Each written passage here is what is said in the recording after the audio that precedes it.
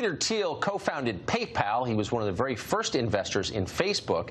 If anyone knows a lot about big tech and its power and its potential dangers, it's Peter Thiel.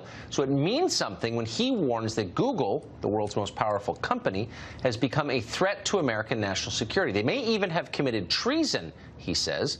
While speaking at the National Conservatism Conference in Washington yesterday, Thiel warned that Google may have been infiltrated by Chinese intelligence and ought to be subject to immediate investigation by the FBI and the CIA. We're happy to have Peter Thiel join us tonight. Peter, thanks a lot for coming on. So, thanks for having me. What did you mean when you said that?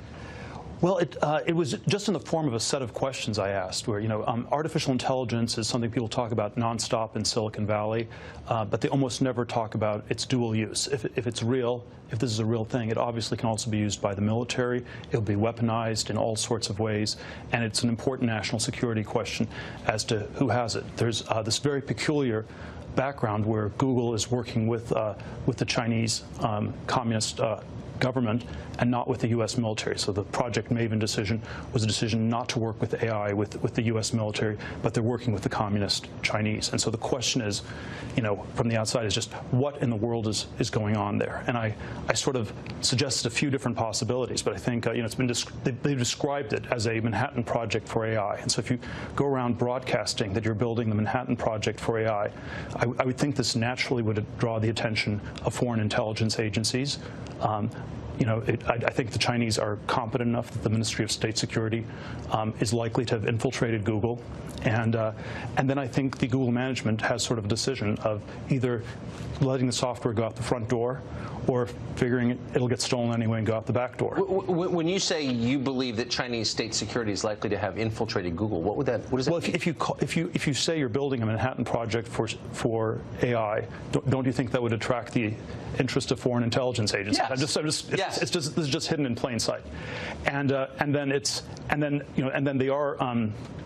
Well, I think there are sort of all these ways that Chinese nationals are engaged in espionage in the U.S. It's I'm not even. It's understandable that China is doing that. They see themselves in a very serious competition with the U.S. But we're not particularly on our guard about it. And if you have sort of a series of super futuristic tech projects that you broadcast the whole world, it's at least a suspicion. And then the weird fact that's indisputable is that Google is working with communist China, but not with the U.S. military on its breakthrough AI technology. Why is that? Well, that's the question. I mean, I think one explanation is they figure they have to because if they don't give it to them through the front door, it'll get stolen through the back door. So first answer is they have to, and then I think of course there's probably a broad base of Google employees that are ideologically super left-wing, sort of woke, and think that China's better than the U.S. or that the U.S. is worse than China. It's more anti-American than anything. But this is, by definition, a threat to American national security, as you point out. So if Sundar Pichai was sitting right here, what would you say to him? Well, I would say answer my three questions. How many foreign intelligence agencies have infiltrated Google? Have the Chinese in particular infiltrated? And why are you working with communist China and not the U.S.? What is the reason you're doing Why that? do you think the questions you raise, and this is not in any way to minimize their importance, are kind of obvious questions? Why hasn't the U.S. government ascertained the answers? Well, it's possible that there are people in the U.S. government looking into it and they haven't told us. But yeah, I think the FBI and CIA would be the natural places to look into it. The FBI would look at it from the domestic side. The CIA would look at it from the outside in, and would try to look at seeing if from the outside there are people controlling people inside Google or. So as someone who's, this is almost rhetorical, but as someone who's built a lot of companies, as you have, do you think it would have been possible to create, to incubate, and grow a company like Google in China? Or I don't think. I think the U.S. is still better at innovation and at starting things, but it certainly can be copied and replicated. Right. And something like this is true of all the breakthrough technologies we have. Most of them are still originating and developing in the West, but they don't give us much of an advantage if they get transferred, in a matter of a few years, if not a matter of months.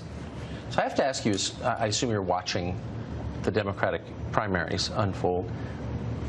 Who's the most impressive candidate in that race, do you think? Well, I'm most scared by Elizabeth Warren.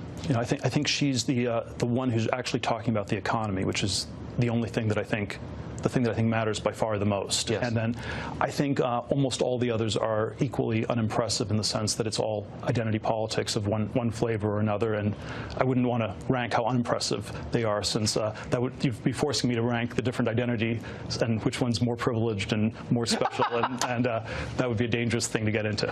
It's hard to know. But I think Elizabeth Warren's the dangerous one. I think that's right. Peter Thiel's